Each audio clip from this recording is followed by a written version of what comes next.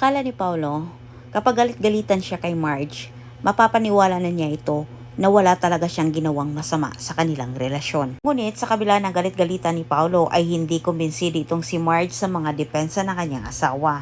Habang napapraning naman itong si Marge sa kakatuklas kung may babae ang kanyang asawa, pinagtatawanan lang ni Paolo at Thea itong si Marge ngayon. Umiiyak itong si Marge dahil alam niya na galit si Paolo.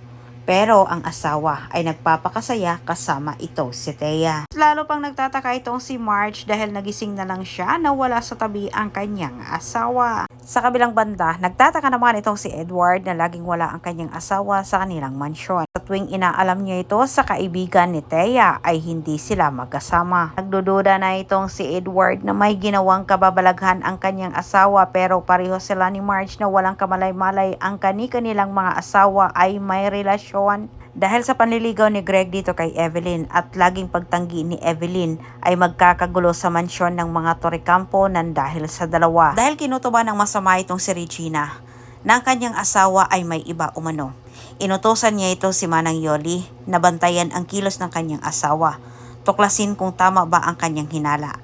At sa kasamang palad nagkataon din ito na si Greg ay pinuntahan itong si Evelyn sa silid.